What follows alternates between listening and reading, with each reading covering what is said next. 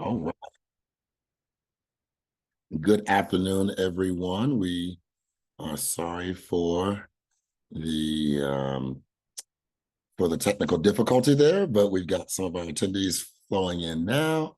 And we thank everyone for joining us for this Solar Switch 101 with Arlington County.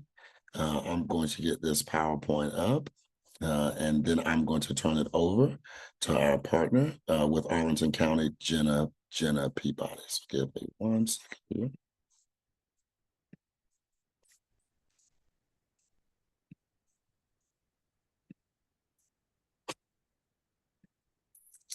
And Jenna, it is on you. Awesome. So thanks, everyone. I'm Jenna Peabody. As you all know, you are also Jenna Peabody. So thank you to Naomi and Brandon for changing your name as you join. You might have received the link from my email directly from the newsletter or somehow, and that's how we were all able to join today. So I'm very excited to see we have a lot of participants joining, and I'm Jenna Peabody from the AIR team. I'll jump right into my slides. If you could go to the next slide. And so I'm a member of the Arlington Initiative to Rethink Energy, and as the Energy Programs Outreach Specialist. So today I'll just be quickly running through our initiatives in AIR for Arlington County, and then I'll go into our background with Solar Switch, and then some other financial incentives you have as residents to do rooftop solar, and then I'll cap off with some other upcoming webinars and events that we have. So I'd like to just begin with AIR. So Arlington's initiative to Rethink Energy has reduction goals, and these goals are for greenhouse gas emission reduction.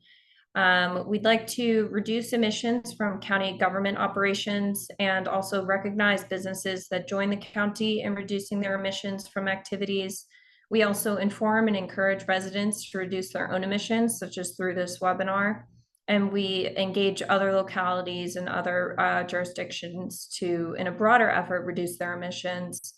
And this is all in an effort to execute the community energy plan through our carbon roadmap strategies to achieve mid and long-term targets for emission and energy reductions in the county as a whole. And these 2050 goals are driven by our program. Its whole of government action strategies are interfaced with the Climate Policy Office, which many of you know may have seen through the recent public announcement that is being relaunched, and it's very exciting. They have 2 new members there, and continuing our evolution of community-facing programs such as this that will drive the behavior change and also market transformation. So our background with Solar Switch and a solar co-op in Arlington, they've been offering rooftop solar and other equipment offerings such as batteries and EV chargers through group buying programs since 2014. We're very excited to continue this relationship and have had a very successful past 2 years with more than 120 Arlington residents installing rooftop solar through the Capital Area Solar Switch Co-op program. So we're very excited to see your interest here and hope that you are able to learn something today.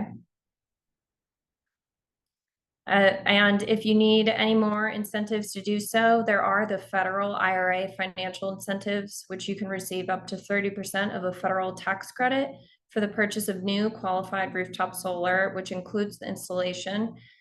You could read more in that link if these slides are being handed out, or otherwise I'm happy to drop that link in the chat. And then also we have the solar tax exemption credit for Arlington County. So this will be in the form of a credit deducted from your annual real estate tax bill. So if you are approved and certified, then that tax exemption would be in effect on the January 1st of the following year. And then it would be in effect for the 5 consecutive years. I'll also drop that link in the chat and you can see if you qualify, and then you can apply on our website. And lastly, we have a few more upcoming webinars. Next week, we have a transportation focused webinar, which is showing our sustainable transportation options around the county, from public transit to micromobility and other exciting endeavors that we're going through, such as our e-bike voucher program and also our EV infrastructure around the county. So very excited to have 4 panelists during that webinar, and please, stay tuned to receive invitations if you have not already. And we also have a green building incentive program update for the public that will be on Monday, October 7th from 7 to 8 p.m. Following the webinar, we will have a 30-minute Q&A session, and that will be with our experts here at the county. And we definitely want to receive your feedback on the updated redline document for the green building incentive policy update. Lastly, I do want to encourage you to subscribe to our AIR newsletter, so you'll definitely receive more regular updates about program offerings, and then you'll also receive any energy saving tips from the county, and then also the AIR program, such as webinars just like this. So thank you all so much for your time. Thank you for joining. We really appreciate your lunch hour here, and I will hand it back over to Brandon. Thanks so much, Brandon. Thank you, Jenna. And we're so glad to be partnering with Arlington County on this Solar Switch program. And so we're grateful to have them. And thank you for sharing with us this afternoon. I do want to introduce myself. My name is Brandon Prelude. I am the Virginia Program Director for Solar United Neighbors. I'm joined this afternoon by our Atlantic Southeast Region Go Solar Associate Naomi Rios.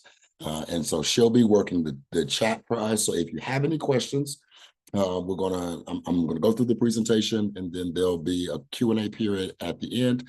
So if you do have any questions, please drop them in the chat, and Naomi will be dropping different items in the chat as we go along. So we'll cover a couple of things today. First, I'm going to talk about how Solar Switch works, what the program is. Then we'll talk a little bit about some baseline solar tech, a little bit about batteries and EV chargers. And then I'll talk a little bit about solar economics. Jenna covered a little bit of it, talking about the federal tax incentive. But we'll talk a little bit about some other solar economics, about return on investment. And then we'll take some questions. And then we'll be done. Hopefully, we should be done around 1 o'clock so that we can give you all your lunch hour and the rest of your afternoon back. So first, I just want to start by talking about, who is Solar United Neighbors? So we are a vendor-neutral nonprofit, national nonprofit. We do have programs in 14 states, including 2 territories of Puerto Rico and Washington, D.C. And we started simply in 2007 with our founder, Anya, and her son, and her son Walter, and his best friend Diego, who had just seen an inconvenient truth and wanted to take action with climate change. And so Anya challenged her son and wasn't aware of his grassroots organizing skills, and they kind of turned it into this project that meant they would be going solar on their Mount Pleasant row home. But as Anya began to look around, she realized there really wasn't a lot of information about going solar. And so she said, well, what if we gathered more of our community members? And so they began to put leaflets on doors, and they got about 40 to 50 of their neighbors to sign up for a group, and they went solar as a group. And since then, in 17 years, we've grown to have members in all 50 states. We've run over 397 co-ops, and we have over 50 staff members across 5 different time zones. So we've expanded and we've grown. And this just started out of an approach of wanting to help people understand how to go solar and give them the tools necessary to be able to go solar. And now we do that on a more national scale. Our impact, we're on the ground, as I said, this is a little outdated, on 14 states. We've helped over 8,000 plus families. We're quickly approaching about 100 megawatts of solar installed in Virginia. We've helped over 1,200 families and continue to fight for an equitable energy system. And so our theory of change works in three ways.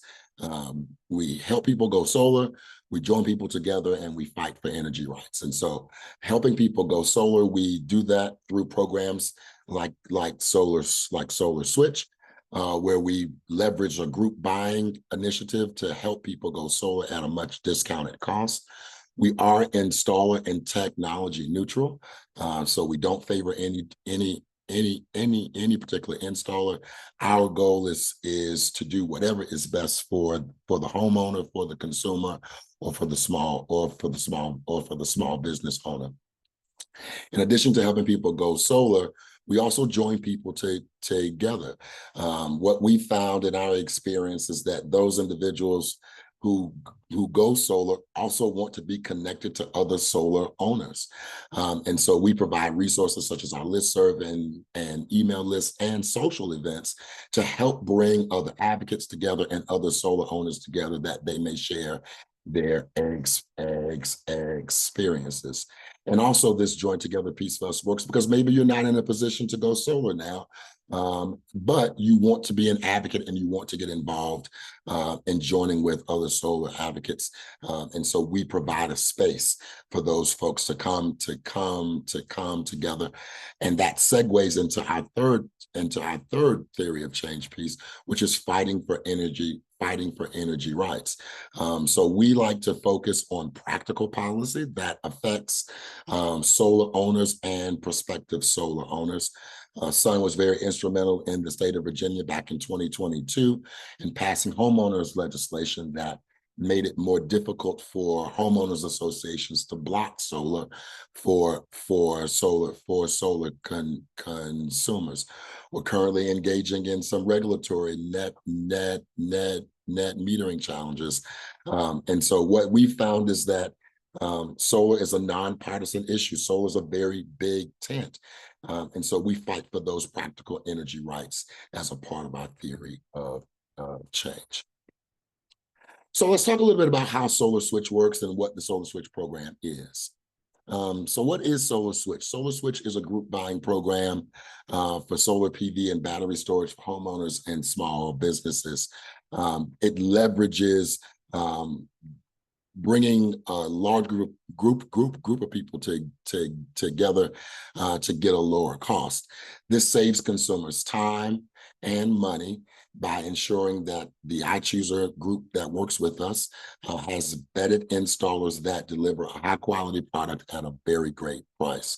And this program, like I said, is provided in partnership with iChooser and with Solar United Neighbors and with local governments such as Arlington County. Here's some benefits of the group buying. By coming together, we're able to get a lower price with a trusted installer. And we've seen those savings range anywhere between 15 to 25%. This is a hassle-free process. There is an online platform for it. And iChooser is extremely great at vetting their installers through a managed process. And that includes looking at their reviews, looking at installations, looking at their manufacturing, doing an in-depth look at their warranties offered, and even looking at their financial stability as a company. So we can be certain that we get the best installers possible to deliver a high quality product. Technical research is completed to ensure that those warranty products are available for any installed materials. And there's customer service support at all stages, not only just with iChooser, but there's also customer support and technical assistance provided by Sun's Virginia team.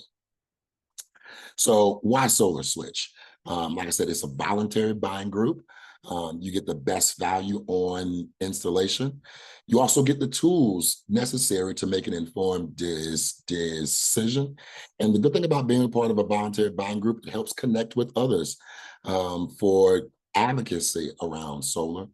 This group buying model also helps us to scale frequency and size.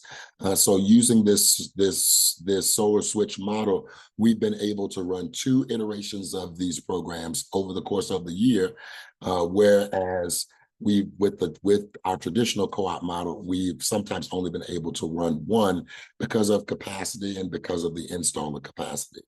And then most importantly, we're making a regional impact with this solar switch program.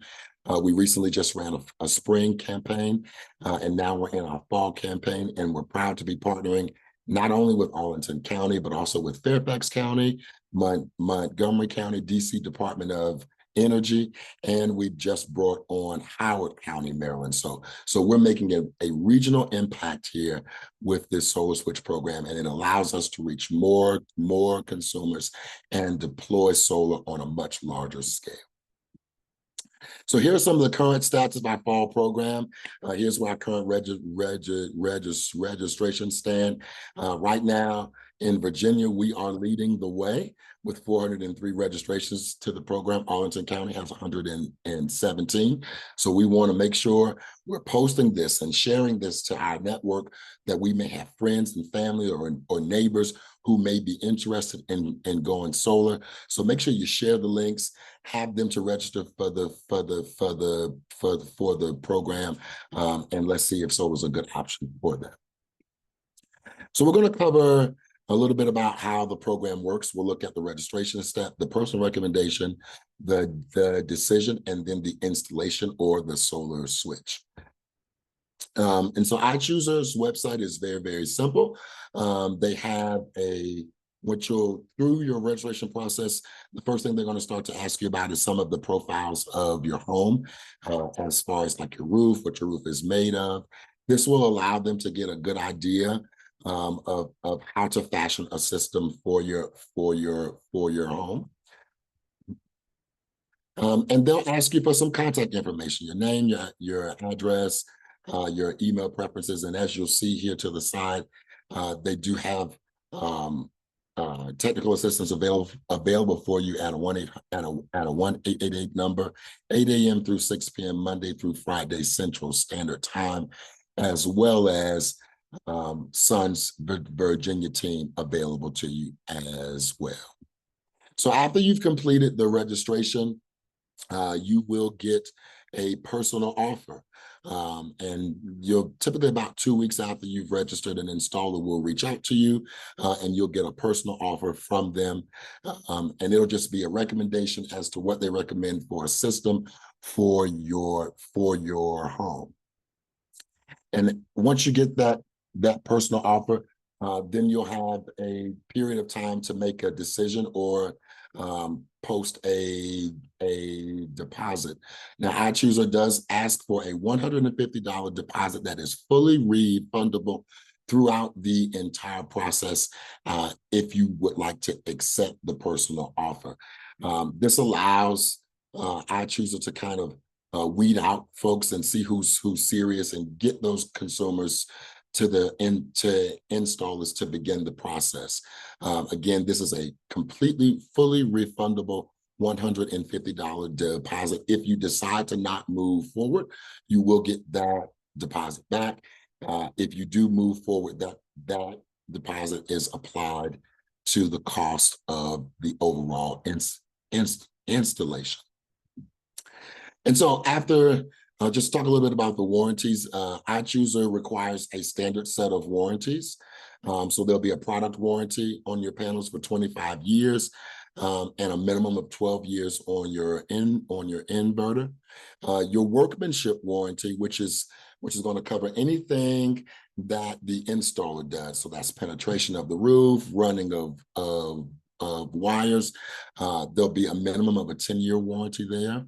And then on your power output, as far as the guaranteed power production of your system, there is a warranty output guarantee there.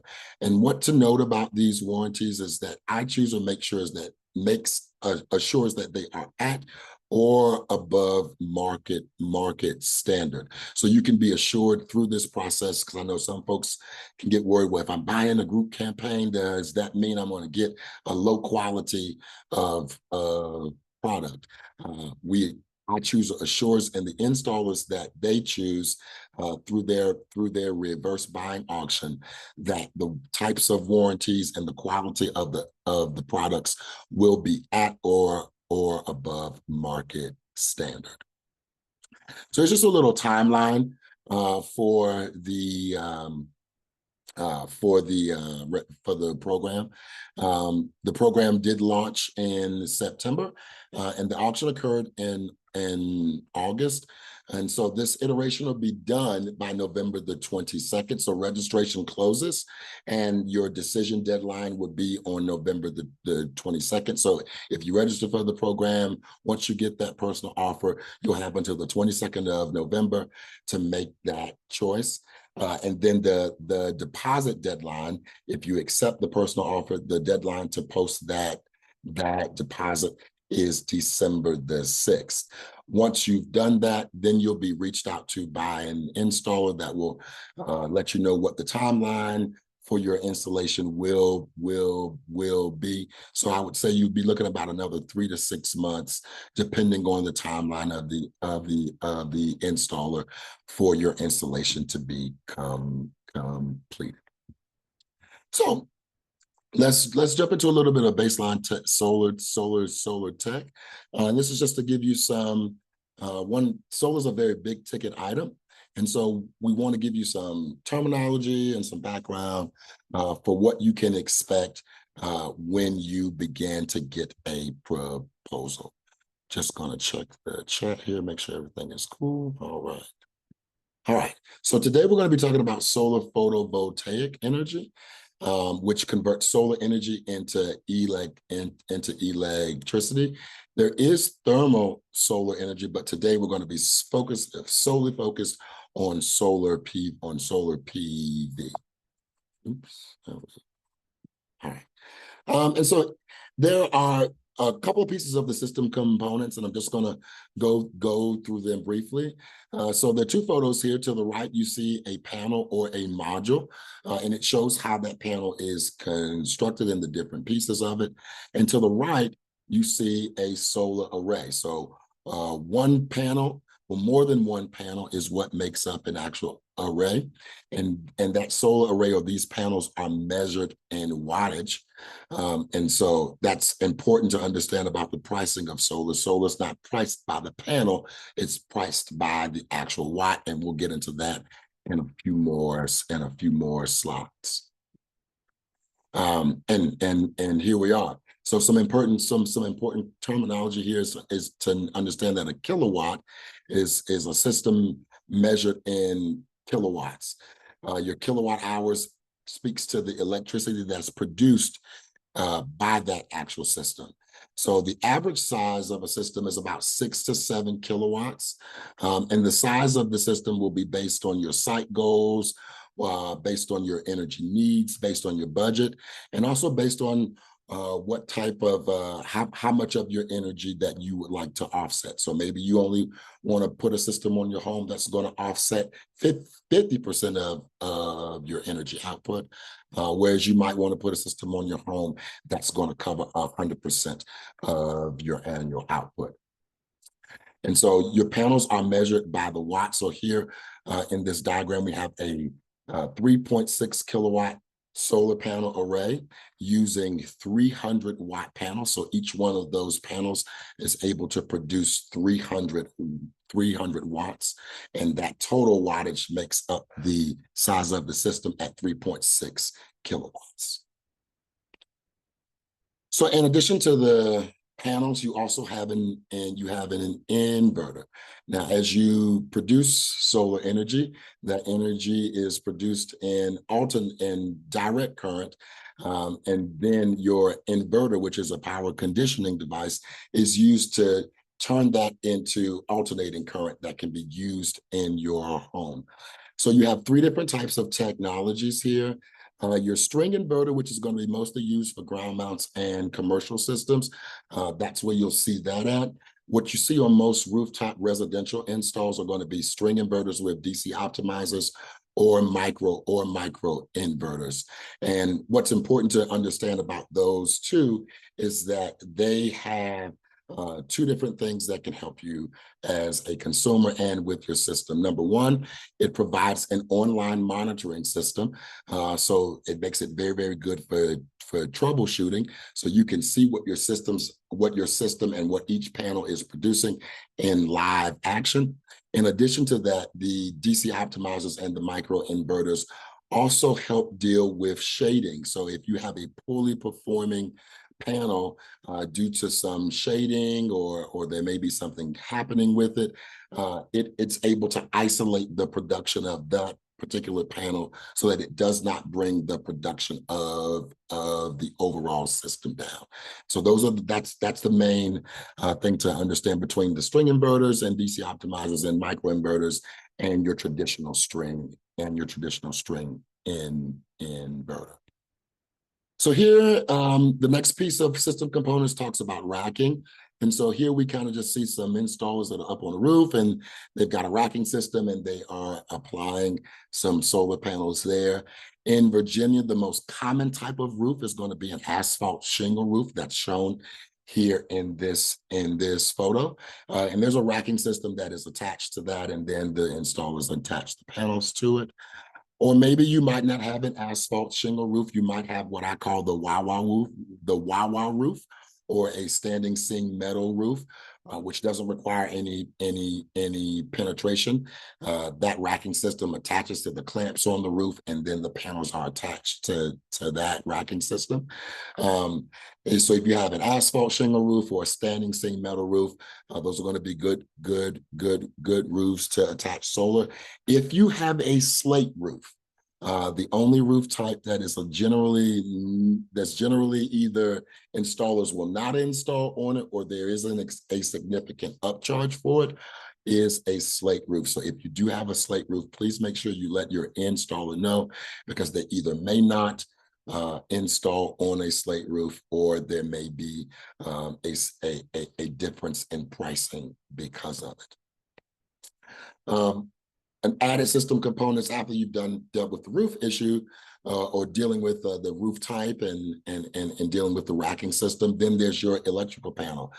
So the question becomes, how does my solar connect to my electrical panel? It's a very simple connection to your home's panel. And most homes don't need any kind of upgrades before adding solar, and your solar installer will take a look at it to make sure there is space in your panel to connect solar to it. So what makes a good roof? And there are about 4 different things that go into this. First and foremost, you want to look at roof orientation.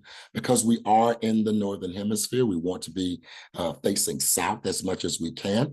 An east to west facing roof is also good and still will produce, but it is not recommended to have an installation where you are facing north. That is not to say that it will not produce, but it will not get nearly as much production as a south-facing roof or an east to west facing roof. Second thing you want to look at is shading. In general terms, generally you want to look between the hours of 10 a.m. and 3 p.m. Of your day to see if you have any shading, because the shading will definitely affect the performance of the panels. So if you've got a good open window of no shading or little to no shading between 10 a.m. to 3 p.m., that would make your roof also a good candidate for solar. Thirdly, you want to make sure you have enough space to mount your panels. The good rule of thumb is you want to have 200 square feet of unobstructed roof space, so free of any chimneys, dormers, gables, skylights, and that may entail using multiple portions of your home's roof, but you want to make sure you have at least about 200 square feet of unobstructed roof space. And when the installer does the roof review, they'll also be checking for this as well. And then lastly, you want to make sure you have a newer, undamaged roof. The good rule of thumb is you want to have at least 10 to 15 years of life left on your roof. Anything less, and you may incur additional costs by having to remove the panels, replace your roof, and then put panels back on. And having panels on your home can be somewhat of a benefit for your roof, because the sun is the biggest degrading factor of asphalt shingle roofs. So having a newer roof and then putting solar on it definitely has the ability to protect and extend the life of your roof by protecting it and covering it from some of the harsh elements that will degrade it. But it's going to be recommended that you have at least 10 to 15 years of life left on your roof. And if you don't have a good roof, or maybe you don't have enough space on your roof, or you might need to get a new roof, and you don't, and that may be too much of a hassle. If you have some space, you can definitely do a ground mounted system. In this photo, we see a ground mounted system. Now, ground mounts are a little more costly because the racking system does have to be built. But one of the benefits is you can orient that system in the best possible position to get the best solar production, and the cool airflow underneath the panels does help their production. Now, it is recommended that if you do go with a ground mount, that it is no more than maybe 50 to 100 feet away from where your nearest electrical panel is. Any farther away, and it just starts to get a little more expensive and a little more difficult with all the trenching and running wire. So a couple of frequently asked questions. We talked a little bit about warranties. We talked about the product warranty of 25 years. We talked about the workmanship warranty of 10 years. Talked about the inverter warranty of a minimum of 12. So you can be guaranteed that there are going to be warranties on your product, and your installer will go over those warranties with you. We have one of our other frequently asked questions is about homeowners insurance. If you are a Dominion customer, you do need to let your homeowners insurance know. It is a good rule of thumb. Dominion does require it. So yes, if you do add solar to your home, do let your homeowners insurance know that you have added solar. Another question that we get all the time is about maintenance. Hey, what do I do about maintenance? Do not go on your roof and clear off panels. You don't have to wash them. You don't have to clean off snow. It is a good rule of thumb, maybe every 3 to 5 years, to maybe have your installer come out and just go up and do a quick check and make sure everything is running well. Squirrels can be the biggest culprit. So having that maintenance check every 3 to 5 years can be good, but there will be no need for you to get on top of your roof and do any kind of maintenance. How long do systems last? Your typical system is going to give you production for at least 25 years at least 85% or better production value. So you're going to have a nice, decent, long time here. And so it is a long-term investment, but systems do last about at least 25 years at least 85% of its production level. Will my HOA allow solar on my home? As I mentioned, one of our my actual boss, Aaron Such, was very instrumental in 2022 in getting the homeowners legislation passed that did make it harder for HOAs to restrict solar on your home. So if they put up what is called an unreasonable restriction by making you move that solar panel for line of sight, if it increases the cost by 5% or more, or decreases the production of the system by 10% or more, they cannot make you move it. However, if your HOA does have a clause in their current covenants restricting solar, those covenants do supersede that. So if you do live in an HOA, check your HOA covenants to see if there are any restrictions on solar. And then lastly, what if I live in a historic district? I tell every consumer, make sure you check if you do live in a historic district, just check and see what the ordinances are. And also let your installer know that you live in a historic district. Most of the ordinances in historic districts speak to line of sight, but it's definitely good to do some research on that if you do live in one, and also to let your installer know as well. And so all of that comes together here. In this diagram, you see your solar array, your solar inverter, your electrical panel, and your utility meter. And so as you absorb energy, that energy is then converted from direct current to alternating current through your inverter, and it's then used immediately in your home, school, business, or office.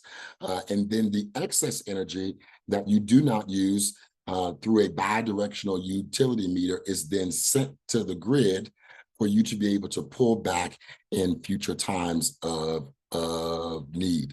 This process is called net metering. Without battery storage, I will say that 99% of solar systems in the state of Virginia are grid tied systems, and so you will be tied to the grid by sending that energy and receiving it back as you need it. So you'll get a 1-to-1 credit, full retail value credit of the energy you produce. And this may result in some daily or seasonal surpluses. So for example, let's say that you're on vacation for 2 weeks. The amount of loads that you're going to be running are going to be extremely low.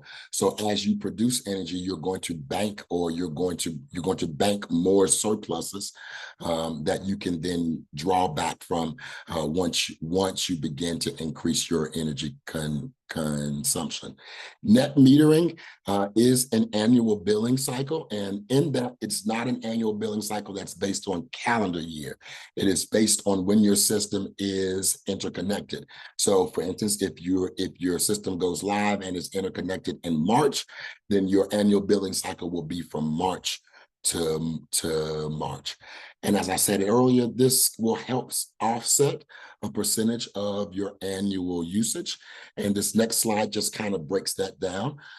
So let's say, for instance, for example, in a month that you consume 300 kilowatt hours of electricity, and you produced 250 kilowatt hours with solar. So the amount of electricity that you'll pay for on your utility bill will only be 50 kilowatts. Or let's conversely say you consume 250 and you produce 300. You'll then see a credit for 50 kilowatt hours on your bill. There is a fixed connection charge that you'll see from Dominion. It's about $650 plus tax. I want to say for residential, it comes out to be anywhere between 12 to 15 bucks a month. And like I said, your surpluses do carry over, and your annual billing cycle is based on your interconnection date. So what happens when my power goes out? So my system is on the grid, it's connected to the grid. What happens when your power goes out? Earlier, I mentioned how your inverter is a power conditioning device. Part of that is it has also a safety mechanism that when the grid is down, it will shut down. And this is to protect your utility workers, because if the grid is down and they're working on the power lines, we don't want to be back feeding energy back onto the power grid. So your system will shut down when your inverter will shut down when the power goes out, to keep from back feeding energy to the grid as it is being worked on. And this is a safety mechanism. If you would like to have power during outages, then you would need storage. So the value of battery storage, you might want to consider storage in a couple of different instances, and you can do battery storage as a part of this program. You just want to let your installer know that you're interested in battery storage. So you want to consider this one if you have frequent utility outages. If you live in an area that's prone to utility outages, battery backup power might be something that you want to consider. If you have critical loads at your home, for instance, well pumps, or you have medical equipment or medicine that needs to be temperature controlled, you might want to consider battery storage. If you want to be ready for emergencies or disaster preparedness, that's also another reason to consider battery storage. I wouldn't necessarily say that these are disadvantages to battery storage, but cost would definitely be a factor in considering battery storage, and also the complexity of it. It does add another moving element to the system, and if you're not sold on battery storage, or you're unsure of it, you can let your installer know that you might be interested in it in the future, and they can install your system in such a way that would make adding battery storage easier.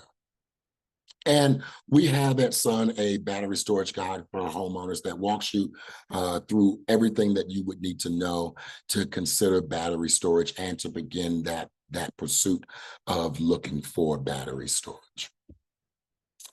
And EV charging, that's also a part of this. If you drive, what we've learned in this space is that most solar owners tend to be EV owners, and a lot of EV owners tend to be solar owners. And so if you were interested in EV charging as a part of adding solar to your home, definitely let the installer know, and they'll be able to let you know what offers they can give you as far as adding an EV charger to your home. So now, lastly, we're going to talk a little bit about solar economics. And like I said, I thank Jennifer kind of talking about the tax credit earlier. And so we'll run through a few things, and then we'll take a few questions. Like I said earlier, solar is a big ticket item, but the cost of solar has dropped precipitously since 2010. We've seen about a 73% drop in the cost of solar. And so solar is a long-term investment. So it's definitely important to understand the economics around it, because it is a long-term investment. The good thing about going solar with these systems, there are no moving parts. These are turnkey systems. Your installer will take care of all the permitting and a lot of that work for you. And you're going to have a 25-year lifespan.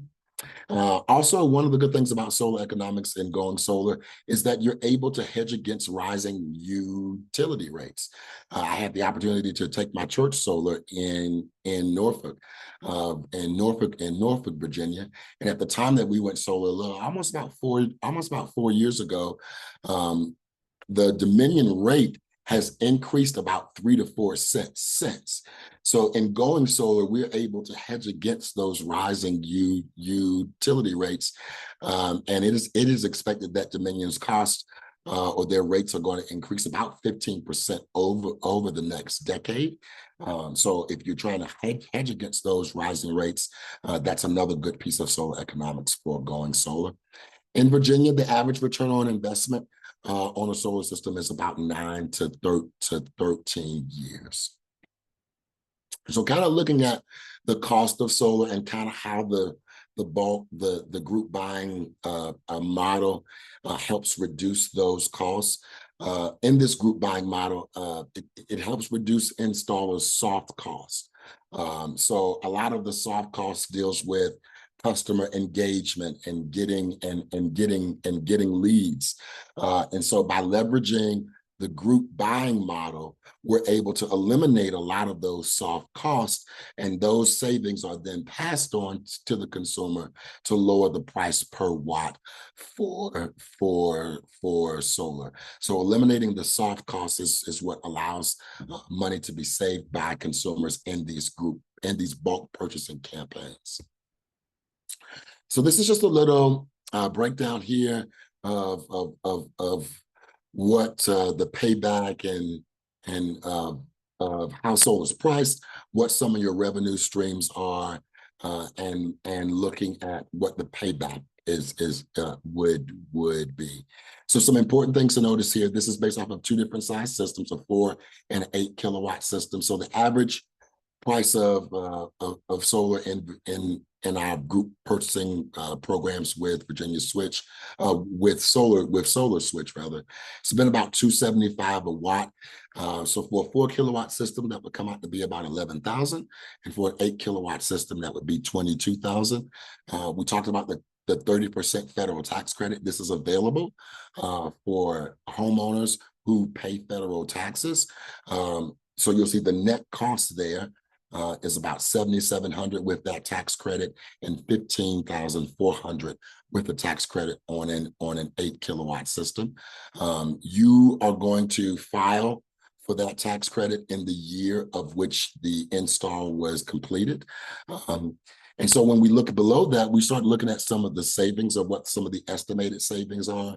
And these are estimated savings based on your consumption, also based on current utility rates. And then you have the ability to get SRECs, or solar renewable energy credits. So I say, think of this as this is more of a production incentive. So for every 1,000 kilowatts of for every 1,000 kilowatts of energy that you'll produce, you'll get a certificate, and that certificate will have a value, and you would get that value through an SREC broker, and your installer is able to help you with that. When they install the system, you can ask them about it, and they'll direct you to a couple of brokerages that deal in SRECs. Right now in the state of Virginia, the cost of an SREC is about $30 to $40. So you may get about 5 a year. You profit about maybe $200 a year, depending on the size of the system. And so those are some additional streams to help with the payback of your system, as well as some of the incentive tax credits as it relates to the federal tax credit. The IRA increased that tax credit from 26 to 30%. Now it will begin to decrease, and it will sunset. But at the current moment, that is a 30% federal tax credit. This is not inclusive of any state or local incentives. Unfortunately, in Virginia, there's not a Virginia state tax credit for solar. But as Jenna mentioned earlier, there are some local tax incentives for homeowners who do go solar. Then there's some financing options. There are several ways that you can look to finance solar. You can look at a home equity line of credit. You can also look at refinancing that includes solar. Your installer, I would ask your installer as well. They may offer financing through their financing company. And members of co-ops and our Solar Switch programs also have access to loans from Clean Energy Credit Union or Community First Credit Union, which are two institutions that focus on renewable energy financing. So there are a couple of different avenues, and your installer will definitely share some of their financing avenues with you as well. So what do I do next? So next, you want to join Solar Switch. You want to go to the Solar Switch link, go to the registration site, sign up. You want to tell your neighbors, tell your friends about the program, share it on your socials, share it with your networks. If you have folks who are interested, and let them know that they can sign up, they can register. And again, it is a voluntary buying group. It is hassle-free, and the good folks at iChooser, as well as our Virginia Sun team, are here to assist you. So at this time, I'm going to take a couple of questions. I'm going to look in the chat and get with Naomi and see if there are any questions in the chat. There were 2 questions. Aaron also responded to them, but one of them was, my roof is cedar shake type, but with composite shakes, can panels be installed on it? The response was yes, but it depends as well on the installer needs for the racking system. Yes. And that. And thank you, Aaron. Aaron Such, Regional Director for the Atlantic Southeast region, has joined. Thank you, Aaron, for joining today. And I want to echo him. I would definitely look to get a couple of different quotes, just to see what each installer may offer. But thank you, Aaron, for taking that question up through the chat as well. Are there any other questions that anyone has today about the program, about what is next? Well, I want to say thank you on behalf of the team at Solar United Neighbors of Virginia.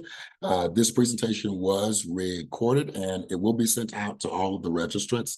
If you registered for this webinar, it will be sent out. Now, Jenna, because I think you sent out your link, we might have to share this back out once our Go Solar team and our communications team shares the webinar, because I don't think that the registrants, because they used yours, I don't know if they got a personal email. So we may have to do some finagling there, but we will make sure that this webinar is available not only for you to rewatch, but also for you to share with your friends and your family as well. All right, I want to thank everybody for joining us this afternoon, and I hope you have a good rest of your afternoon.